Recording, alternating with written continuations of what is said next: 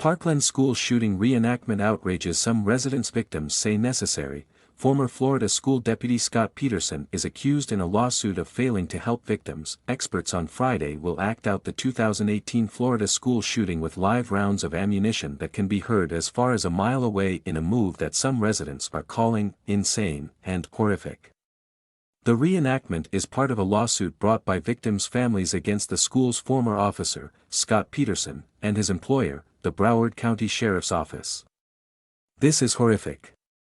Our town has been through enough," Whitney Miller wrote in a Facebook post responding to a news story about the closure of the Marjorie Stoneman Douglas High School campus and nearby roads for the demonstration. "Cannot understand why this reenactment is necessary," wrote Valerie Lawless.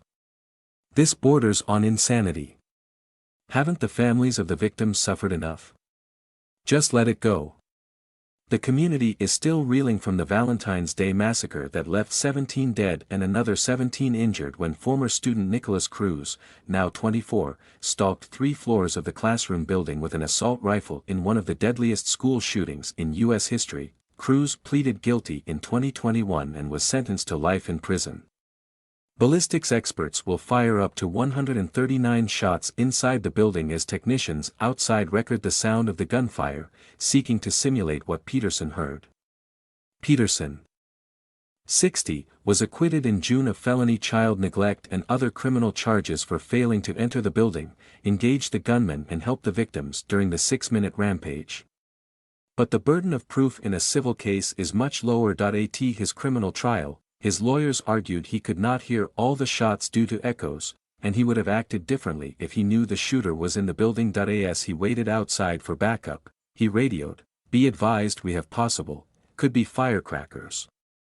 I think we have shots fired, possible shots fired, 1200 building." Attorneys representing the families of victims say the reenactment will prove that Peterson could hear the carnage that unfolded inside and could have saved lives. Hunter Pollock, 26, the brother of slain student Meadow Pollock, whose family is a plaintiff in the suit, said he empathizes with members of the community who may be traumatized by the demonstration but called it necessary. Peterson wasn't held accountable criminally, and if this is the only way to hold him accountable, then it should be done, he told Fox News Digital. Tony Montalto, who lost his 14-year-old daughter Gina, agreed with Hunter Pollock. Peterson's acquittal of criminal charges doesn't mean he's not guilty of failing to do the right things, Montalto said.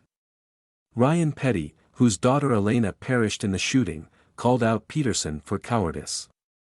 "I've stood at the doorstep of the 1200 building where Scot Peterson went and retreated and stood behind a pillar for 48 minutes.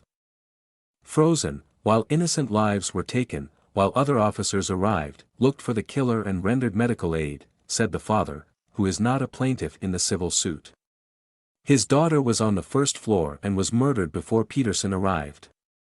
"If he had had the courage to stop the killer, other lives could have been saved," he added. Attorney David Brill, who is leading the reenactment, did not return a call seeking comment. Peterson's attorney, Michael Piper, declined to comment.